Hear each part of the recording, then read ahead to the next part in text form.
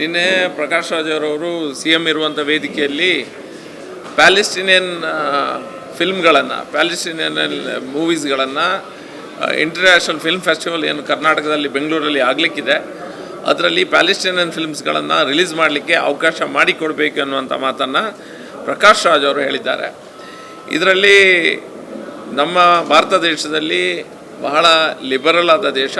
ನಾವು ಎಲ್ಲ ರೀತಿಯ ಆರ್ಟ್ಸ್ಗಳಿರ್ಬೋದು, ಆರ್ಟಿಸ್ಟಿಕ್ ಕೆಪಾಸಿಟೀಸ್ಗಳಿರ್ಬೋದು, ಪಿಕ್ಚರ್ಗಳಿರ್ಬೋದು, ಅದಕ್ಕೆ ಅವಕಾಶವನ್ನು ಭಾರತ ದೇಶದಲ್ಲಿ ಮಾಡಿಕೊಡ್ತದೆ. ಆದರೆ ಈ ಪ್ಯಾಲೆಸ್ಟೈನ್ ಪಿಕ್ಚರ್ಗಳು ಎಲ್ಲದೂ ಸಹ ಒಂದು ಪ್ರೊಪಗಾಂಡಾ ಬೇಸ್ಡ್ ಮೂವೀಸ್ ಆಗಿರ್ತದೆ. ಇದರಿಂದ ಒಂದು ಹಿಡನ್ ಎಜೆಂಡಾ ಇರ್ತದೆ. ಎಲ್ಲೋ ಒಂದು ಕಡೆ ಸಮಾಜದ ಸ್ವಾಸ್ಥ್ಯವನ್ನು ಹಾಳು ಮಾಡುವಂಥ ಪ್ರೊಪಗಾಂಡಾ ಈ ಪ್ಯಾಲೆಸ್ಟೀನಿಯನ್ ಮೂವೀಸ್ಗಳಲ್ಲಿ ಇರುವುದನ್ನು ನಾವು ನೋಡಿದ್ದೇವೆ. ಅದಕ್ಕಾಗಿ ನಮ್ಮ ಕೇಂದ್ರ ಸರ್ಕಾರ ಇದರಲ್ಲಿ ಸರ್ಟಿಫಿಕೇಷನ್ ಬೋರ್ಡ್ ಇದೆ, ಅದರಲ್ಲಿ ಮೆಂಬರ್ಸ್ಗಳಿದ್ದಾರೆ. ಈ ಪಿಕ್ಚರ್ಗಳನ್ನು ನೋಡಿ ಇದು ಕೆಲವು ವಿಷಯಗಳ ಬಗ್ಗೆ ಸಂಶಯವನ್ನು ವ್ಯಕ್ತಪಡಿಸಿದ್ದಾರೆ.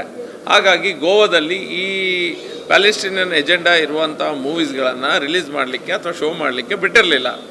ಕೇರಳದಲ್ಲಿ ಕಮ್ಯುನಿಸ್ಟ್ ಸರ್ಕಾರ ಅವರಿಗೆ ಎಲ್ಲ ರೀತಿಯ ದೇಶದ ವಿರುದ್ಧ ಅಥವಾ ಸಮಾಜದ ಸ್ವಾಸ್ಥ್ಯ ಹಾಳು ಮಾಡುವಂಥ ಯಾವುದೇ ವಿಷಯಗಳಿದ್ದರೂ ಸಹ ಅದಕ್ಕೆ ಮುಕ್ತವಾಗಿ ಅವರು ಅದಕ್ಕೆ ಅವಕಾಶವನ್ನು ಮಾಡಿಕೊಡುವಂಥ ಪರಿಪಾಠ ಕೇರಳದಲ್ಲಿದೆ. ಹಾಗಾಗಿ ಕೇರಳದಲ್ಲಿ ಈ ರೀತಿಯ ಪ್ರೊಪಗಾಂಡಾ ಇರುವಂಥ ಹಿಡನ್ ಎಜೆಂಡಾ ಇರುವಂಥ ಪಿಕ್ಚರ್ಗಳನ್ನು ರಿಲೀಸ್ ಮಾಡಲಿಕ್ಕೆ ಅವಕಾಶ ಮಾಡಿಕೊಟ್ಟಿದ್ದಾರೆ. ಆದರೆ ಕರ್ನಾಟಕದಲ್ಲಿ ನಾವು ಅದಕ್ಕೆ ಅವಕಾಶ ಮಾಡಿಕೊಡಬಾರ್ದು. ಯಾಕಂದರೆ ಇದೆಲ್ಲದು ಸಹ ಒಂದು ಹಿಡನ್ ಎಜೆಂಡಾ ಇರ್ತದೆ. ಒಂದು ಪ್ರೊಪಗಾಂಡವನ್ನು ಅವರು ಅದನ್ನು ಜನರ ಮುಂದೆ ತೋರಿಸಲಿಕ್ಕೆ ಅಥವಾ ಆ ಪ್ರೊಪಗಾಂಡವನ್ನು ಫಾರ್ವರ್ಡ್ ಮಾಡುವಂಥ ಒಂದು ವ್ಯವಸ್ಥೆ ಈ ಪಿಕ್ಚರ್ನಿಂದ ಇದೆ. ಪ್ರಕಾಶ್ ರಾಜ್ ಅವರ ಮನಸ್ಥಿತಿ ನಮಗೆಲ್ಲರಿಗೂ ಗೊತ್ತಿರುವಂಥ ಒಂದು ಮನಸ್ಥಿತಿ. ಹಿಂದೂ ವಿರೋಧಿ ಅದೆಲ್ಲ ಇದ್ದದ್ದೇ, ಅದಕ್ಕಿಂತ ಜಾಸ್ತಿಯಾಗಿ ನಮ್ಮ ದೇಶದ ಕಲ್ಪನೆ ಏನಿದೆ ಆ ಕಲ್ಪನೆಯ ವಿರುದ್ಧ ಮನಸ್ಥಿತಿ ಇರುವಂಥ ಒಂದು ವ್ಯಕ್ತಿ ಪ್ರಕಾಶ್ ರಾಜ್ ಅವರು. ಅವರಿಗೆ ವೇದಿಕೆಯಲ್ಲಿ CM ಹತ್ರ ಮಾತಾಡಲಿಕ್ಕೆ ಒಂದು ಚಾನ್ಸ್ ಸಿಕ್ಕಿದೆ ಅಂತ ಹೇಳಿ ಅವರು ಈ ರೀತಿ ಪಿಕ್ಚರ್ಗಳನ್ನು ಪ್ರೊಪಗಾಂಡಾ ಇರುವಂಥ ಪಿಕ್ಚರ್ಗಳನ್ನು ಇಲ್ಲಿ ರಿಲೀಸ್ ಮಾಡಬೇಕು ಅನ್ನುವಂಥ ಪ್ರಕಾಶ್ ರಾಜ್ ಅವರದ್ದೇ ಒಂದು ಹಿಡನ್ ಎಜೆಂಡಾ ಬೇರೆಯೇ ಇರ್ತದೆ. ಆ ಎಜೆಂಡನ್ನು ಅವರು ಮುಂದುವರಿಸ್ಕೊಂಡು ಬಂದು ಈ ರೀತಿ ಮಾತನ್ನು ಆಡಿದ್ದಾರೆ. ಕರ್ನಾಟಕದಲ್ಲಿ ಈ ರೀತಿಯ ಪಿಕ್ಚರ್ಗಳಿಗೆ ಅವಕಾಶವನ್ನು ಖಂಡಿತ ನಾವು ಮಾಡಿಕೊಡಬಾರ್ದು.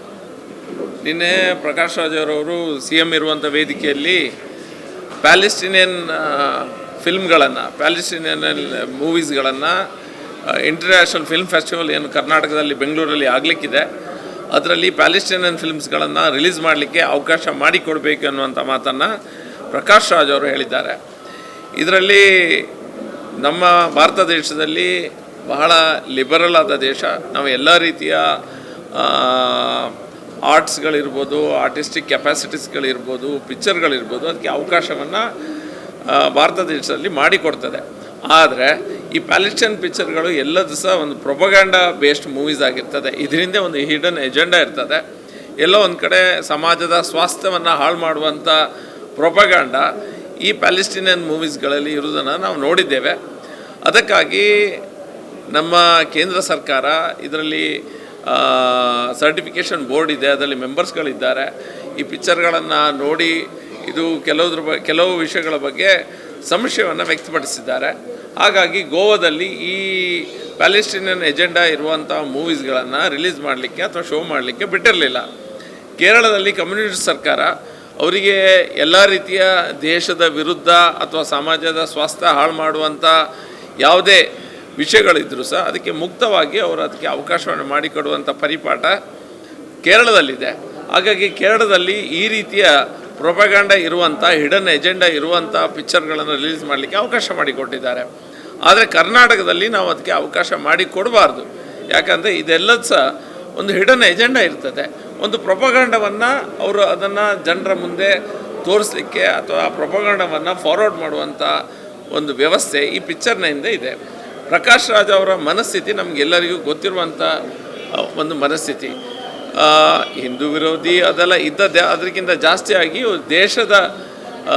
ನಮ್ಮ ದೇಶದ ಕಲ್ಪನೆ ಏನಿದೆ ಆ ಕಲ್ಪನೆಯ ವಿರುದ್ಧ ಮನಸ್ಥಿತಿ ಇರುವಂಥ ಒಂದು ವ್ಯಕ್ತಿ ಪ್ರಕಾಶ್ ರಾಜ್ ಅವರು. ಅವರಿಗೆ ವೇದಿಕೆಯಲ್ಲಿ CM ಹತ್ರ ಮಾತಾಡಲಿಕ್ಕೆ ಒಂದು ಚಾನ್ಸ್ ಸಿಕ್ಕಿದೆ ಅಂತ ಹೇಳಿ ಅವರು ಈ ರೀತಿ ಪಿಕ್ಚರ್ಗಳನ್ನು ಪ್ರೊಪಗಾಂಡಾ ಇರುವಂಥ ಪಿಕ್ಚರ್ಗಳನ್ನು ಇಲ್ಲಿ ರಿಲೀಸ್ ಮಾಡಬೇಕು ಅನ್ನುವಂಥ ಪ್ರಕಾಶ್ ರಾಜ್ ಅವರದ್ದೇ ಒಂದು ಹಿಡನ್ ಎಜೆಂಡಾ ಬೇರೆಯೇ ಇರ್ತದೆ. ಆ ಎಜೆಂಡನ್ನು ಅವರು ಮುಂದುವರಿಸ್ಕೊಂಡು ಬಂದು ಈ ರೀತಿ ಮಾತನ್ನು ಆಡಿದ್ದಾರೆ. ಕರ್ನಾಟಕದಲ್ಲಿ ಈ ರೀತಿಯ ಪಿಕ್ಚರ್ಗಳಿಗೆ ಅವಕಾಶವನ್ನು ಖಂಡಿತ ನಾವು ಮಾಡಿಕೊಡಬಾರ್ದು.